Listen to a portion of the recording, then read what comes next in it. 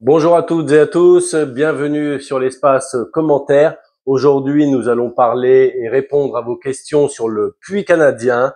Vous avez été très nombreux et nombreuses à poser des questions et pour cela, je vous en remercie. Tout de suite, vous pouvez m'aider si vous le souhaitez à vous abonner à la chaîne en likant et puis en donnant des petits commentaires. C'est gratuit, ça prend 1 seconde et ça me permet de m'aider dans le référencement YouTube. Je vous remercie. Allez, c'est parti, on commence. Alors, nous allons aborder 6 ou 7 points. Donc, le fonctionnement et quel est l'intérêt du puits canadien. J'ai pris mes petites notes pour rien oublier. La matière du tuyau, parce que vous m'avez posé plusieurs questions là-dessus. Les bactéries également. Est-ce qu'il y a des bactéries? Il y en a pas. Comment faire pour éviter cela? Beaucoup de questions également sur le radon. Donc, je vais vous dire ce que je sais là-dessus. Après, vous pourrez également faire vos recherches sur Internet. Le coupler à une VMC double flux, qui est dans mon cas, le faire, le pas faire. Je vous expliquerai du coup pourquoi moi je l'ai mis à une VMC double flux. Le coût de l'installation des produits, que ça soit du coup les tuyaux du puits canadien, l'entrée d'air, les filtres, etc., etc. Et les bouches de la maison, où est-ce que je les ai mises. Je vais vous expliquer tout ça dans les matières. Après, est-ce que vous voulez, pour les plus impatients d'entre vous, je vais faire une petite timeline en dessous de la vidéo, c'est-à-dire que vous pouvez retrouver la réponse ou les réponses qui vous intéressent le plus en bas, un petit peu en switchant dessus, et vous verrez un petit peu les questions si vous êtes pressé. Et voilà, donc on commence tout de suite avec le principe du puits canadien. Alors, quel est son principe? C'est tout simplement de la géothermie ou de l'aérothermie qui permet de rafraîchir l'air dans la maison via le passage d'un tuyau enterré à environ 2 mètres de profondeur l'été. Et il permet également de préchauffer l'air l'hiver avant de rentrer dans la maison. Alors en cette période de crise énergétique et tout ce qui s'ensuit, c'est vrai que c'est vraiment un plus que je prends pour ma part. C'est vraiment un plus et qui permet de tempérer la maison. On n'a pas besoin de grille de ventilation sur les fenêtres grâce à la VMC double flux également. Et ça, c'est un top. Alors, les matériaux que j'ai utilisés pour créer le puits canadien, pour la bouche d'entrée que vous avez vu lors de la dernière vidéo, j'ai pas voulu investir 600 € dans une bouche inox super jolie, mais bon, 600 € pour ça, c'est pas la peine. Donc j'ai pris une buse en terre cuite d'environ 1,20 m de hauteur. Elle doit faire environ 300 mm de large. J'ai fait faire par une connaissance un bout de zinc pour protéger de la pluie, du vent. Et puis j'ai mis une petite grille rongeur au-dessus. Et après il y a les filtres à l'intérieur pour la bouche d'entrée. Donc ça m'a coûté environ 50 €, je pense, environ. Je me rappelle plus trop. Vous pouvez également le faire avec des boisseaux de clôture en les montant les unes sur les autres. Ça fonctionne parfaitement. Après, là où il va falloir faire très attention, excusez-moi, ça va être pour la partie enterrer le tuyau. Le tuyau que j'ai utilisé, c'est un tuyau PEHD en annelé, extérieur et lisse à l'intérieur. Il fait 200 mm de diamètre intérieur, du coup. Il est traité anti-UV et antibactérien. Il est fait exprès pour le puits canadien, pour son utilisation. Il faut surtout éviter, j'ai vu plein de vidéos aussi sur YouTube, n'utilisez pas les tuyaux PVC de descente de gouttière de 100 mm. Vous allez vraiment vous intoxiquer. C'est pas fait pour cela, à passer de l'air dedans. C'est fait pour les évacuations d'eau. N'utilisez pas non plus les gaines rouges, vertes, ce qu'on appelle des gaines TPC rouges et tout ça. Ils sont pas prévus non plus pour laisser passer de l'air dedans. À la longue, vous allez avoir peut-être des micro-particules nocives qui vont rentrer dans la maison. Ça coûte moins cher, c'est vrai, ça c'est indéniable. Par contre, c'est vraiment zéro. Au niveau qualité, c'est zéro, zéro, zéro. Alors ne faites pas ça.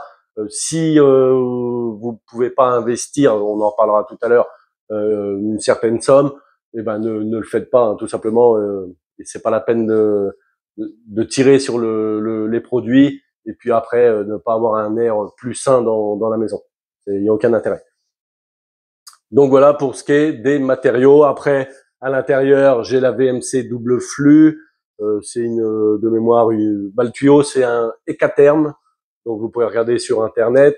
Pour la VMC double flux, c'est la marque Unelvan Ideo 325 mètres cubes heure au maximum. Donc pour moi, la maison, ça suffit. Ça brasse la moitié de l'air de la maison à l'heure. C'est bien suffisant. On n'est pas à 25 dans la maison. Alors concernant, vous avez été nombreux également sur cette question, et je comprends tout à fait. Hein. On m'a dit souvent, j'ai pu voir, que ce soit sous ma précédente vidéo ou même ailleurs sur Internet, le puits canadien, ça fait des bactéries, ça va créer des moisissures dans la maison. Alors moi, je sais pas si ça fait des bactéries dans la maison. Par contre, à la maison, moi, je n'ai rien du tout. Il y a quelques principes de base à respecter pour faire le puits canadien. Les bactéries, à mon avis, c'est une légende urbaine. Hein. Ou alors, c'est des mauvaises installations. Quand vous faites votre tranchée et l'installation de la gaine en terre, il faut impérativement respecter une pente d'environ 2% sur la longueur afin d'éliminer des éventuelles condensations qui peut se faire, des fois ça arrive, des fois un petit peu moins. En fait, quand il y a une trop grosse différence de température entre l'extérieur où on prend l'air et par exemple les 13 degrés qu'il y a en sous-sol, là où il y a la gaine, il peut se faire des gouttelettes d'eau. Et c'est pour ça qu'il faut que ces évacuations, ces condensations glissent dans la pente des 2% que je vous expliquais et arrivent après dans un autre regard, on va en reparler tout à l'heure, un autre regard qui puisse être évacué. Donc en circulant, l'air après n'est pas humide. Donc vous n'avez pas de bactéries. D'où l'intérêt également de prendre un tuyau, la gaine que je vous expliquais juste avant, en PEHD alimentaire, elle est antibactérien et ça évite aussi ça doit être traité, exprès pour. Donc avec ça limite les soucis. Et après, vous avez déjà les filtres en amont, juste à l'entrée de la bouche. Là, c'est un filtre G2. Je crois vous regarderez sur Internet à quoi ça correspond. C'est un filtre déjà grossier qui va filtrer. Vous allez avoir certaines, peut-être des pollens et tout ça, ou des poussières qui vont être déjà captées par ce filtre-là, qui va les empêcher de rentrer dans le tuyau. Donc après, si l'humidité est bien évacuée, parce que c'est bien lisse à l'intérieur du tuyau, à la sortie de la gaine, vous avez également d'autres filtres qu'on peut trouver là, mais ça, j'en reparlerai dans une autre vidéo pour les VMC double flux. Vous verrez, ça fait une énorme économie d'argent. Donc voilà, pour les bactéries, moi honnêtement, j'en ai pas. J'ai pas vu d'humidité sur les filtres, j'ai aucune moisissure dans la maison. Donc pour les bactéries, pour ce qui est de mon cas, je n'ai pas de bactéries, de moisissures ou quoi qui se passe, d'odeur. J'ai entendu aussi des odeurs. Il fallait rien stocker à côté du puits canadien. Je vous jure que je n'ai rien de tout cela. Donc voilà pour les bactéries. Donc maintenant, nous allons attaquer tout de suite avec une très grosse question. Je ne suis pas expert là-dessus. Je vais vous dire ce que j'ai appris depuis que j'avais fait le puits canadien et encore un petit peu maintenant sur le radon. Alors, qu'est-ce qu'est le radon? Je vais vous laisser également faire vos recherches sur Internet. Vous trouverez tout ce qu'il faut. Alors, pour ce qui est du radon, le radon, qu'est-ce que c'est? C'est un gaz radioactif. Il est partout, il y en a partout en France, hein, dans les sous-sols, dans la terre.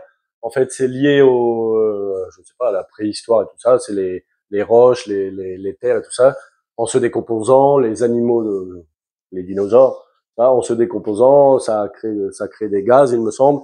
Bon, je suis pas un expert, mais il y a partout du gaz radon dans les terres en France. Il y a 3 zones définies. Donc là, une zone 1, une zone 2 et une zone 3. La zone 3 serait plus susceptible d'avoir et de rencontrer du radon qu'en zone 1. par exemple. Ça ne veut pas dire qu'en zone 1, on n'en a pas, mais ça, on serait moins susceptible d'en avoir et peut-être suivant les quantités également. Donc, pour ce qui est de moi, je suis un petit peu en dessous de Paris, dans le 28. Je suis en zone 1. Donc, pour ma part, a priori, j'ai moins de chances d'en avoir que, par exemple, en Bretagne ou peut-être un peu plus dans le sud de la France que vous êtes en zone 3. Après, tout ça, c'est à voir, peut-être faire des tests, je sais pas. Moi, j'en ai pas fait pour ma part. Après, dans l'installation, alors comme c'est un gaz, il y a des solutions aussi pour éviter que ça rentre dans la maison. Parce qu'il n'y a pas besoin d'avoir un puits canadien non plus pour que ça rentre dans la maison, dans les vieilles maisons, par les fissures et tout ça, comme c'est un gaz, dans les sous-sols également, il peut venir. Alors on m'a beaucoup parlé de radon. Après, a priori, moi je sais pas. C'est ce que j'ai pu voir et faire mes petites enquêtes là-dessus. Alors une importance primordiale, c'est toujours par rapport à l'installation du puits canadien.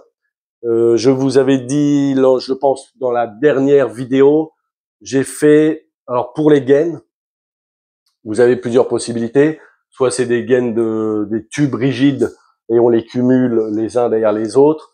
Après, il y a les gaines bleues comme moi j'ai fait annelé en PEHD comme tout à l'heure. Il existe des gaines de 25 mètres, des gaines de 50 mètres. Et pour ma part, ayant justement au cours du radon et des possibilités d'infiltration d'eau dans les gaines, j'ai opté directement pour le moins de raccords possible pour justement que ces gaz ou de l'eau s'infiltrent dans le réseau. Donc j'ai pris une gaine de 50 mètres. C'est suffisant a priori pour le puits canadien. Moi je l'ai fait en un départ, une petite longueur de 50 mètres. Donc déjà je peux pas avoir d'infiltration au niveau de ces 50 mètres là. Après, là où on récupère au point bas les eaux de condensation, j'ai un puits, un regard rigide en fait, annelé de 300 mm. Je vais essayer de vous mettre une photo à côté, de 300 mm avec des joints à chaque fois, ce qu'on appelle des joints IP68. Ça veut dire que l'eau ne peut pas rentrer dedans. Le regard noir, en fait, c'est comme un gros tuyau avec où l'eau arrive dedans et les condensations, s'il y en a, tombent dans le fond du regard et rejetées avec une pompe. Donc tout ça, c'est hermétique. L'eau ne peut pas rentrer du sol ou les gaz, le gaz radon en l'occurrence, ne peut pas remonter par là pour aller dans la maison. Ou du moins, ça élimine grandement ces risques-là. C'est pour ça, j'avais vu également pour faire des économies, certaines personnes avaient fait ça. Pour le regard de récupération des condensats, il était fait ce qu'on appelle un regard, un puits perdu. C'est-à-dire qu'à cet endroit-là, on monte des regards. Alors, je ne sais pas si vous savez ce que c'est un regard. C'est en gros un carré de 30 cm par 30 cm. On fait arriver l'eau la gaine du puits canadien dedans, pardon. Et au fond, au lieu que ça soit étanche, on met une hauteur de 20, 30, 40 cm de gravier afin que ces éventuelles condensations tombent dans ces graviers et s'éliminent comme ça. Mais le souci avec ça, c'est que si jamais vous avez des remontées d'eau à l'intérieur, eh ben, ça peut inonder votre puits canadien. Donc là, c'est terminé, vous vous en servez plus. Après, deuxième truc, c'est justement qu'avec les radons potentiels, s'il y en a, c'est qu'ils remontent par du coup ce puits perdu et après rentrent librement par la maison. Donc tout ça aussi, là, par contre, c'est des économies de ce que j'appelle des économies de bout de chandelle. Donc oui, ça fait des économies, mais si l'eau s'infiltre dedans, ben déjà vous pourrez plus vous en servir parce qu'il y aura tout de suite, évidemment, ça va noyer votre puits canadien. Là, du coup, pour les moisissures, à mon avis, il y a des gros risques. Moisissures, bactéries, vu qu'il y a de l'eau stagnante dedans. Là, c'est sûr qu'à mon avis, c'est pas top. C'est pour ça qu'il y a des règles et une façon de faire bien précise pour le puits canadien. Donc, pour ce qui est du radon, après, je crois qu'il existe des tests après envoyés en laboratoire. Personnellement, je ne l'ai pas fait. Je pense avoir fait ça dans les règles de l'art. J'ai fait ça avec des amis qui étaient terrassiers pour la tranchée. Évidemment, si on ne sait pas faire une tranchée seule, je pense pas qu'il faut se lancer là-dedans. Il vaut mieux être professionnel. Mais après, rien ne vous empêche d'acheter vous-même votre gaine et tout ça. Donc, je m'éloigne un petit peu, mais voilà pour ce que je sais du radon. Alors après, comment distribuer l'air dans la maison du puits canadien? Il y a plusieurs façons de faire. L'important déjà, c'est qu'il y ait toujours une ventilation dans le puits, qu'il n'y a pas d'air qui stagne. Il faut que ça soit ventilé. Donc, soit vous pouvez faire une ventilation naturelle. J'en ai peu vu ou peu entendu parler, mais a priori, ça se fait. C'est-à-dire que votre sortie intérieure doit être plus haute que l'entrée extérieure et ça fait une ventilation naturelle, donc ça suffit pour une petite pièce, hein, certainement. Après, vous pouvez le ventiler via une petite turbine qu'on met sur une gaine, ça branché sur l'électricité ou pourquoi pas un panneau solaire en 12 volts, ça doit pouvoir fonctionner. Vous avez là également, du coup, quand vous faites la sortie d'air naturellement, si vous avez une ventilation simple flux, vu que ça marche en dépression, c'est-à-dire qu'elle aspire de l'air normalement par les grilles de fenêtres et élimine l'air vicié par le toit, l'extérieur. Donc ça va tirer naturellement l'air du puits canadien. Alors personnellement, pour distribuer que ce soit l'air extérieur ou l'air du puits canadien, j'ai opté pour une VMC double flux. Alors je vais pas trop vous expliquer comment que ça fonctionne dans cette vidéo-là, ça va faire un peu une vidéo trop lourde, mais n'hésitez pas à me le dire dans les commentaires si vous le souhaitez. Pour résumer, l'air du puits canadien va rentrer dans la VMC double flux et les grosses bases, c'est que ça va être distribué dans toute la maison, dans toutes les pièces et ça évite d'avoir des grilles de ventilation sur les fenêtres. Ça nous permet également de pouvoir récupérer des calories de l'air avant de les faire sortir à l'extérieur. Comme ça, on récupère de la chaleur. Et puis également, un gros avantage par rapport au puits canadien, parce que j'avais vu également des questions dire que c'était du coup pas avantageux d'avoir un puits canadien par rapport et avoir une VMC double flux, pardon. Mais il y a une chose avec les VMC double flux, c'est que si on prend de l'air directement dehors, quand il fait dès qu'il gèle, en fait, pour prendre l'air dedans, elle peut givrer dans la VMC double flux. Donc, pour empêcher que ça givre, dans ces cas-là, il y a une résistance qui s'allume. Donc, s'il gèle toute la nuit, la résistance, elle tourne et elle fait consommer encore davantage. Alors oui, c'est peut-être une petite consommation, mais ça consomme. Donc l'air du puits canadien, lui, même en plein hiver, il arrive environ à 12 degrés. Donc oui, ce que je vous avais pas dit, c'est qu'à 2 mètres de profondeur, là où je situe, c'est qu'il y a environ entre 12 et 16 degrés suivant la saison, avec un déphasage de 3 mois.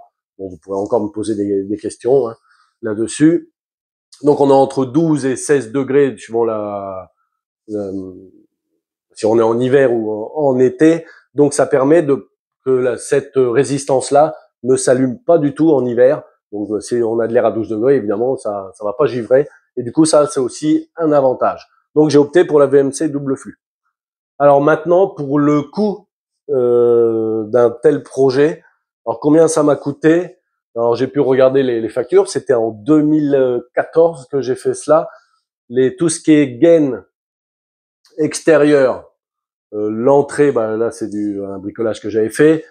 Tout ce qui est regard exprès, ça avait coûté 1500 €, je crois, avec tout ce qui est joint, etc., etc., etc. Et la VMC double flux, c'était 1500 €. Donc globalement, c'est ce que j'avais dit, je crois, dans l'autre vidéo.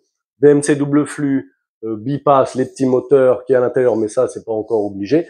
Tout ce qui est gaine, regard, puits canadien, alors 1500 d'un côté, 1500 de l'autre, le tout 3000 €. Ça, c'est sans les tranchées. J'ai fait ça également parce que les tranchées, on les a fait nous-mêmes, comme je vous disais tout à l'heure. Et évidemment, c'est moins onéreux que de le faire par un terrassier. Mais après, il faut faire des devis. Hein. Je sais pas combien ça coûte une terrasse de 40 mètres de long ou 50 mètres de long, en une moyenne de 2 mètres de profondeur. Je pense que ça a un coût. Alors, je sais pas. Il faudra peut-être faire des devis là-dessus. Si vous avez fait faire ou machin, vous pouvez me le dire dans les commentaires et en faire profiter toute la communauté. Alors, dernier point que je voulais aborder, on m'avait posé des questions. Alors, les grilles de ventilation où je les mets, pardon, dans la maison, pour ma part, je les mets au plafond. C'est plus facile de les mettre dans les plafonds ou dans le haut des murs, je pense, qu'en bas. Alors pour une raison, si on les met en bas, pour moi la poussière quand on passe un coup de balai ou n'importe, ou quand on brasse, ça va plus facilement mettre de la poussière dedans. Et j'ai pensé également, par rapport, si on imagine le flux d'air sortir de la bouche, que si on les mettait par exemple dans une fond d'une pièce et qu'on les projetait comme ça un peu en diagonale, et ben ça brassait davantage l'air. Il faudra penser également à détalonner vos portes des pièces, c'est-à-dire détalonner, ça veut dire recouper le bas. Il faut environ 15 mm. Hein. Moi, je crois que j'ai mis 15-20 mm en dessous des portes de jour. Il faut qu'il y ait une ventilation, hein, que l'air circule partout dans la maison. Donc les bouches, je les ai mis soit au plafond ou dans la salle ici, parce que j'ai un toit cathédrale, c'est-à-dire que j'ai pas de plafond avant 4 ou 5 mètres. Donc je les ai mis dans les rampants, au niveau du mur là bas. Je les ai mis ici, donc à environ 2 mètres, 2 mètres 40. Dans une maison, je pense qu'en haut au-dessus d'une porte ou quoi que ce soit, c'est bien, ou au plafond. Donc voilà les amis, j'ai essayé de répondre à toutes les questions. J'espère avoir été assez clair. C'est une vidéo assez lourde, comme d'habitude. Pensez à liker, ça m'aide beaucoup. Merci de poser des questions, comme d'habitude, sur plein d'autres sujets sous les vidéos. On refera encore d'autres vidéos, du coup, dans l'espace commentaires. Je vous remercie. Vous êtes bientôt 10 000 à vous être abonnés. Ça fait vraiment plaisir. Ça me touche beaucoup. Et ça veut dire que, évidemment, tout ce qui est les low-tech, l'énergie, et peut-être les économies d'énergie et le bricolage, ça vous plaît. Donc, proposez-moi également dans les vidéos ou en dessous de celle-ci s'il y a des choses qui vous intéressent, que vous voudriez qu'on partage ensemble. Allez, je vous souhaite une bonne soirée ou une bonne journée. Et puis, je vous embrasse. Allez, bye bye. Salut, c'était Fredo Brico. Ciao, ciao.